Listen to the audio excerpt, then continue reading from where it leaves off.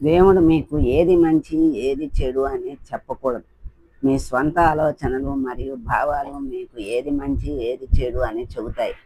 మీరు దోసకాయ తింటే మీకు దోసకాయ తేనె పోస్తుంది. మీలో ఉన్నది బయట ప్రతిబింబిస్తుంది.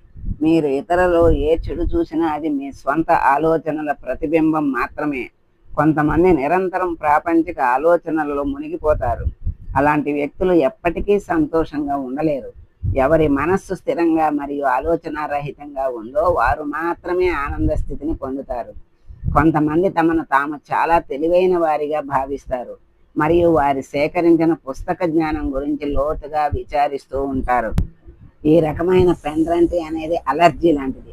ఈ అలర్జీ వ్యాప్తి చెందటం ప్రారంభించిన తర్వాత వారి శక్తి తగ్గిపోతుంది. దురదృష్టవశాత్తు నేడు మనం శక్తిని కాదు, అలర్జీని అభివృద్ధి చేసుకుంటున్నాం. ఏదైనా మీకు మంచిదా కాదా అని ఆలోచిస్తూ ఉండకండి. ప్రతిదీ మంచిదే. ఏమి జరిగినా అది మీకు మంచిదేనని పరిగణించండి. మీరు అలాంటి వైఖరిని అభివృద్ధి చేసుకున్నప్పుడు ప్రతిదీ మీకు మంచిదే అవుతుంది.